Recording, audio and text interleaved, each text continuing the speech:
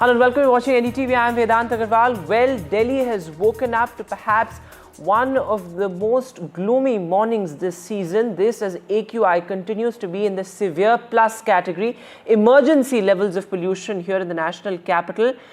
Well, remember, the Supreme Court has also come down heavily on the Delhi government, which continues to shift the blame. The Supreme Court has said that GRAP 4, which is the highest level of the Graded Response Action Plan, will be in place even if the air quality index falls below the 300 mark. In fact, the Supreme Court has said that the Delhi government will not remove the measures under GRAP 3 without consulting or informing the Supreme Court. This is the first of its kind order. Never has the Supreme Court said that the GRAP and the anti-pollution measures will be implemented in consultation with the Supreme Court.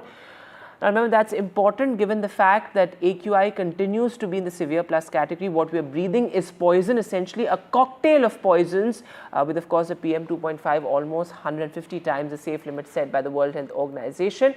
Joining me on the show this evening is Professor S.N. Tripathi, Dean of Kotak School of Sustainability, IIT Kanpur. Before I bring in Professor Tripathi, do call us with your views, because this is really about you and I. This is about the people of Delhi. We deserve better. I mean, we continue to breathe toxic air year after year. What do you think is the solution right now and in the longer run as well? These numbers are flashing on your screen. Do call us, because this, of course, has been a movement for us at NDTV, something that we've been extremely passionate about for the past 10 years. In fact, I have a caller joining us from Sangli. Now, remember, this is not just a Delhi problem. It's a pan-India problem. In fact, particularly North Indian cities. So do call us from all across the country. Bharat Kumar is with us. Bharat Kumar, go ahead. Tell us what you have to say. I have to say that stubble burning in South Maharashtra and in this, you see, the best way is to हल चलाए, tractor से हल चलाए वो stubble का, और उसको मिट्टी में मिला जाए और पानी छोड़ दे, पानी वो उससे क्या हो जाएगा, वो फर्टिलाइजर बन जाएगा उसका जी, किसका, वो जो स्टबल है ना, जो कुछ भी कचरा किचरा होगा वो सब it will get rotten and a very good fertilizer, natural fertilizer, and the farmers could be encouraged to do that. That is particularly from Haryana and North Rajasthan. Okay, that's all. This is my suggestion. Bharat Kumar ji, thanks very much for joining us with that. You're making a very, very pertinent point, and this is certainly the long-term solution as far as stubble burning is concerned. Giving farmers alternatives, incentivizing farmers to switch to healthier methods of disposing of the stubble, whether it is balers, seeders, or of course crop diversification. That is also extremely important, given the fact that we need to look at how to completely do away with the menace of stubble burning. So Bharat Kumar made a very important point, and imagine he's joining us from Sangli. So the impact of pollution being felt across North India, even in parts of Central India. In fact, Anushka, our colleague, is also joining us. She's been tracking the story very, very closely. Anushka, severe plus AQI here in the national capital. What do Delhiites think? I mean, how are they coping? Because right now, of course, it's not just about the long-term measures. It's right now about coping with this emergency at hand. Certainly, Vedant, right now the AQI has crossed the severe plus category, and that is what is making it difficult for people to, be outside their homes. What we are seeing is that according to GRAP 4 also, odd and even should be, mandated for the people, for the offices, for the people who are working in central and state offices. It is mandatory for them to cut the, capacity by 50%. But what we are seeing is that people are right now into coping mechanisms. A lot of times we are seeing outside also where people are using masks, and also what we are seeing is that, a lot of people are being encouraged to use public transport because of the haze-like situation that is right now also it can be seen inside of Delhi NCR. It's 1 o'clock in the afternoon, and let me get you some visuals also. We are right now outside the airport. I'll request my camera person to show you some visuals from here. We can clearly see the kind of thick fog that has engulfed the whole city. It is making for all the transport vehicles to navigate the way through this heavy fog. Not just the people who are using the road transport, people who are trying to get to the airlines also are facing a little bit of a difficulty because of the situation. 5 flights were cancelled. 5 Air India flights were cancelled from 8:30 a.m. to till 10:30 a.m. And what we are also seeing is that a lot of trains were also cancelled because of the situation. Now, Sure. what the IMD is saying is that the situation will prevail for quite a quite a while because the meteorological factors. Absolutely. Anushka, thanks very much for joining us with all those details, with that update there. In fact, as Anushka is reporting, several flights also delayed. In fact, Tomer Bagpat is joining us from UP. Yes, Mr. Bagpat, go ahead. Sir, I want to put in a point. The reason the government is telling, the reason the people are assuming the burning of stubble, burning and the vehicles, actually the reason for my point of view is different actually. The reason is the dustful roads around NCR or in NCR and the burning of garbage, undegradable garbage in the different inside and countryside location of the NCR is the main reason of this smog. Actually, it is not a fog, this is a smog. And everyone from the expert team, from the universities, the institutions, everyone is going behind the stubble. Actually, it is my personal experience when I saw it in my town. People are burning their undegradable garbage here and there, and the local bodies had no solution of the waste management in all across the small township area and small municipality, except the Noida or something which are so upgraded municipalities around there. So my question to government is, if the polythene and undegradable material is already banned across the country, why this strong action is not being taken to the stopping of the burning of waste garbage and undegradable material? Again, that's a very important point. Mr. Bagpat, thanks. Mr. Tomar, thanks very much for joining us. You're joining us from Bagpat. In fact, 2 cities of Uttar Pradesh are in the severe plus category, several others in the very poor category as well. And as Mr. Tomar was pointing out, that there are these small factors as well, like open burning of garbage. Of course, that's a big issue here in Delhi. Certainly, we of course know about the 3 big garbage mountains here in the national capital and how they've also contributed a great deal to Delhi pollution. But let me bring in Professor Tripathi, waiting very patiently. Mr. Tripathi, you heard those people from across North India talking about various factors. But the fact of the matter here is that why is it that every year the Delhi government wakes up only after pollution is in emergency levels? We of course need round the year attention, but at least as soon as winter approaches us, as on the onset of winter, we must have GRAP invoked immediately. Yeah, I think you are totally right. And your callers were giving some very valid suggestions, and I am in sync with them. Look at the waste issue, which has a very strong nexus with the air quality deterioration. As you rightly pointed out, your earlier caller, that if we can dispose most of these municipal waste in a proper way, they will not end up being burnt, and we can really cut down a very strong linkages between urban waste burning issues and the consequential deterioration in air quality. Having said that, it's totally, I agree with you that if one really, gives the attention it demands, that is the 24/7 round the year, round the clock, if you have a proper air quality management in place, we will not be seeing, these things. Sure. Because most of the time, meteorology is in our favor during summer. During monsoon, you have strong rain. Yes. Of times, which cleanses it. So monitoring and of course effective implementation. I'm afraid I'll have to interrupt you there, Professor, because the caller is with us online. Sanjay Yadav from Delhi. Yes, Mr. Yadav, go ahead. Yes, unfortunately, the media has been talking about things which we can do nothing about. Like, for instance, cold weather. Now, we can't do anything about cold weather. And then other irrelevant things like health issues. We all know that it harms health. Why keep talking about it? Stubble burning has been going on for centuries. If you read 19th century literature, there's no reference to Delhi being a polluted city, even though stubble burning was going on there. So the problem is, concerns about pollution started from the mid-70s.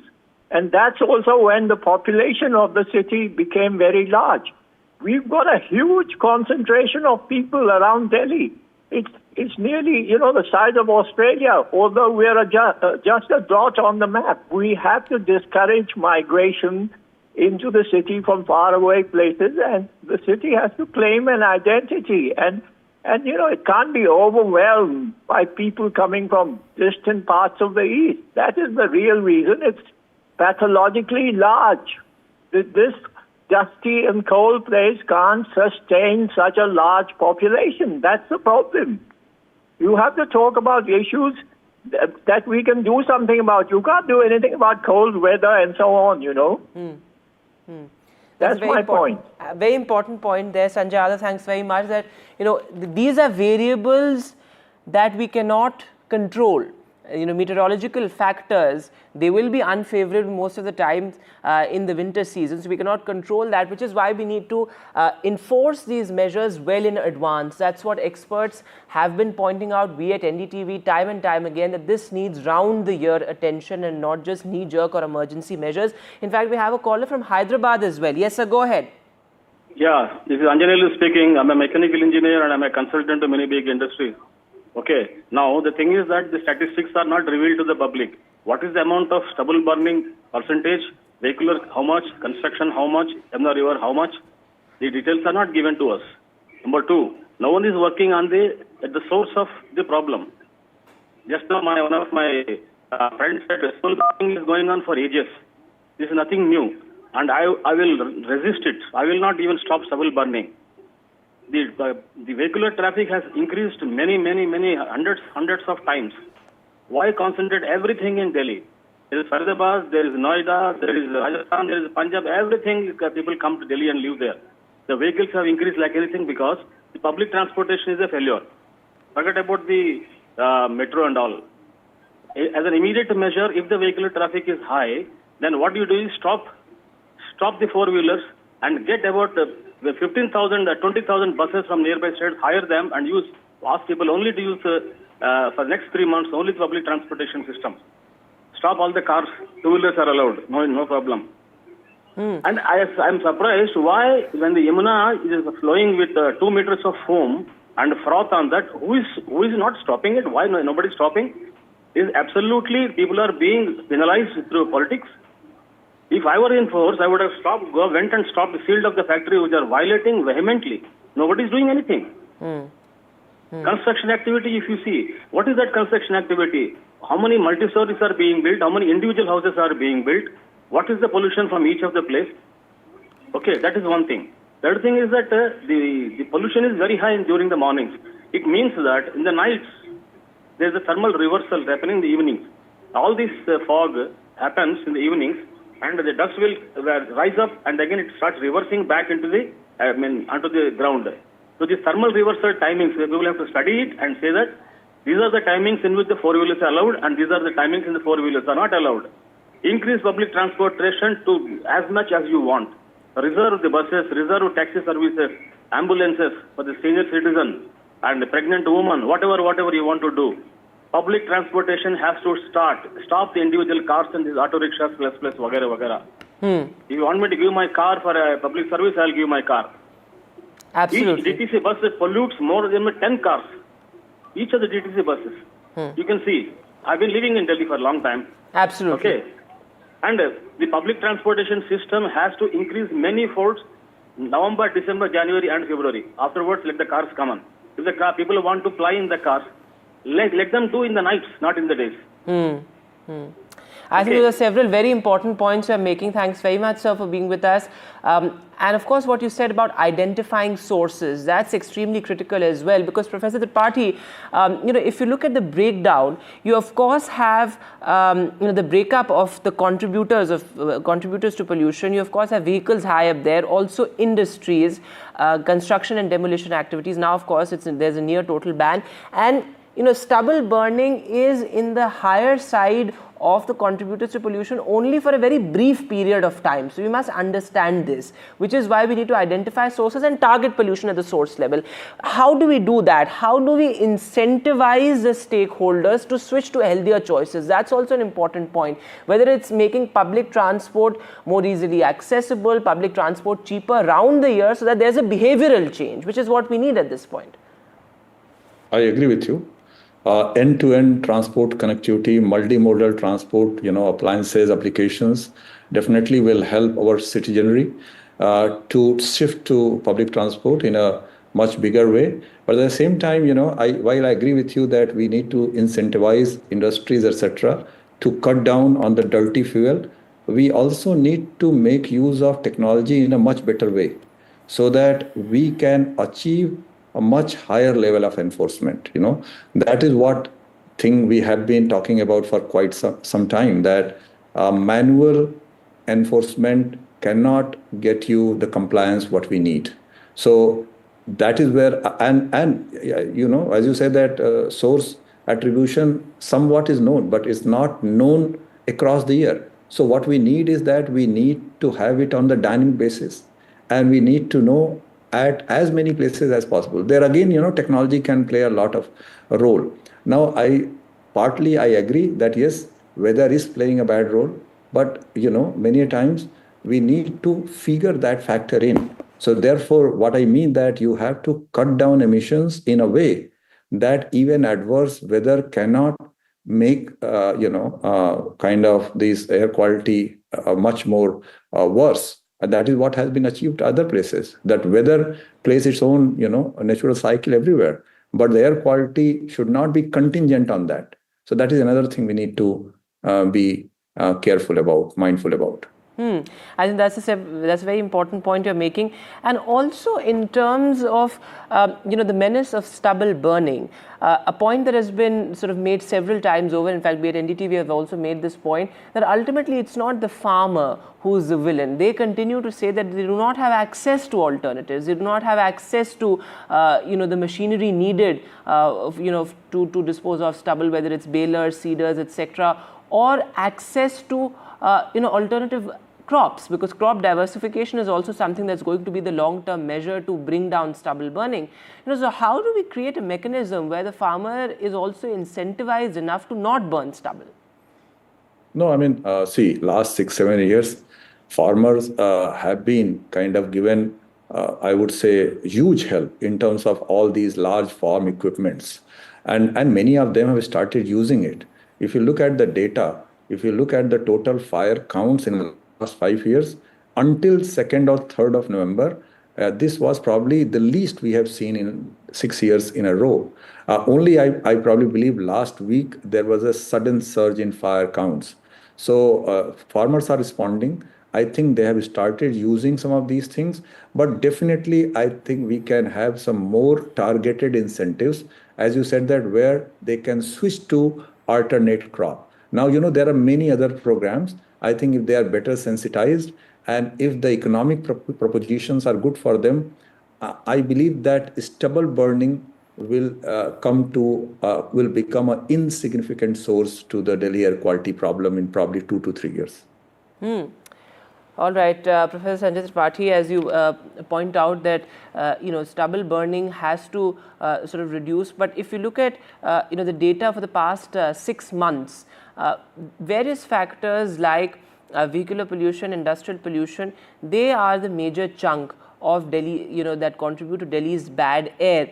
But as far as this becoming a people's movement is concerned, what are some of the long-term solutions? Of course, we need to look at pollution, in targeting pollution at the source level. We have identified sources. Pollution needs to be monitored round the year. We need to have more robust mechanisms to monitor pollution. But if you just had to enlist 4 to 5 long-term measures to clean up the capital's air, what would they be? See, one thing is that we need to promote the public transport as much as possible. There are already use of AI is happening in that direction. I think there will be more such applications where people, once they know that in the most adverse weather conditions, they have ensured A to B connectivity. through multimodal transport options, they will switch to it. Delhi, there are already a lot of people are using. I think we need to encourage that more. Second, I think industrial pollution is something which probably has not been given enough attention to.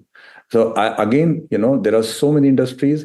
I think a tiny fraction of them are only being monitored. We have large number of small industries, and we have large number of even medium-sized industries which are not being monitored, and they are not emission standard compliant. I think these two things, if we can make, if we can ensure, and the third, which was discussed very well, that if we can suitably dispose all our municipal waste properly, and they don't end up burning, these three things can cut down 30% of the overall pollution what we are seeing in Delhi. That will be a huge reduction. Okay, and the fourth thing what I will also say is that we can then bring some other things. For example, we can bring best practices on the construction sites. Of course, again, some improvement has happened there, but I think a lot needs to be done there. Absolutely, a lot needs to be done on the grassroots. I think that's what's most important. But let me go across to my colleague Tanushka, who's joining us from South Delhi. Of course, South Delhi again continues to be one of the most polluted areas of the national capital. Yes, Tanushka, over to you. I can see you with some Delhiites. Go ahead. As we speak right now, Vedant, the AQI as of this moment is at 489, which is in the very severe category. We know that the condition has worsened, and the Supreme Court has also wrapped the Delhi government, asking them that why the GRAP 4 measures were implemented only after the AQI crossed the 300-400 category mark. I'm currently joined by some residents of this area. Thank you so much for speaking to NDTV. Ma'am, starting off with you, the Supreme Court in its hearing that happened earlier in the morning said that, Delhi government should have brought about these measures earlier in time. This is a pollution situation that happens every year. As a resident yourself, how do you, make of this situation? What can we make? We are helpless citizens here. I get a frantic call from my daughter last night. She was in tears. She said, Mom, what do I do with my children whose lungs are not developed yet and they have to face this situation? Year after year, same thing. I implore to our elected members, parliamentarians from center or state, please implead you to come with a solution. Stop the blame game. Just come with some solution. Right. So also, the GRAP 4 measures, that have just been invoked. Schools have been shut for students barring classes 10 and 12. But this sort of a emergency situation, this sort of a panic, is this really necessary, or should there be, measures that are taken throughout the year to curb such a situation to happen? My name is Chetan Sharma. I am the chairperson for Federation of GK2 Complex RWS. Last week we also spoke on pollution. What is the real cause? We were very concerned when we heard that in Lahore, the AQI was 1700 points. Now in Delhi it's 890 today in GK2 where we are standing just now.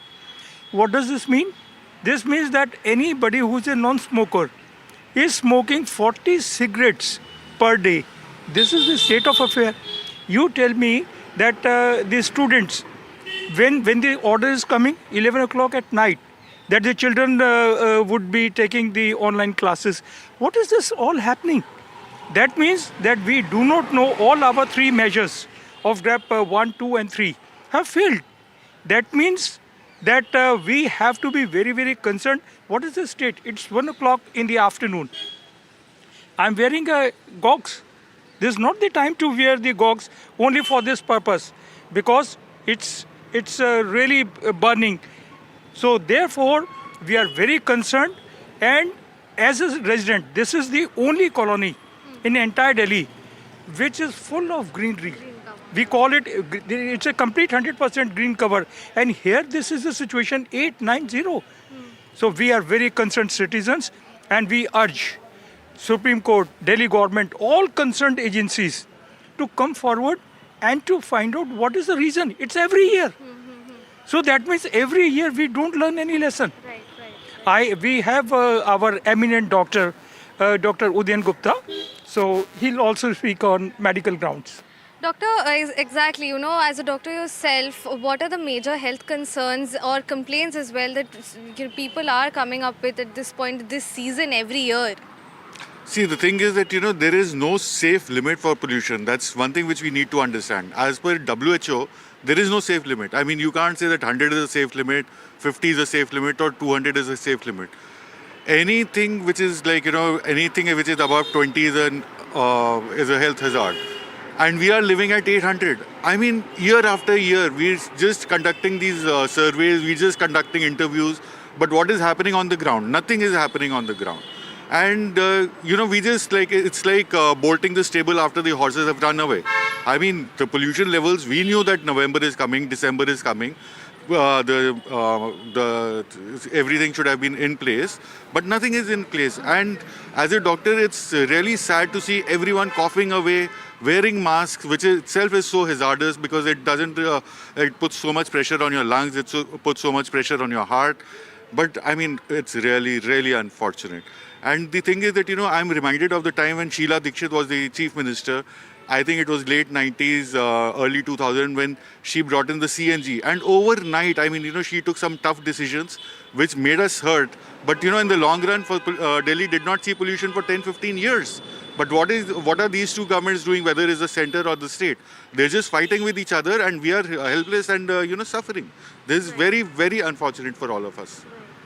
Thank you so much. So here we are, hearing right from the residents of the area, of an area which in its essentially also has a lot of green cover.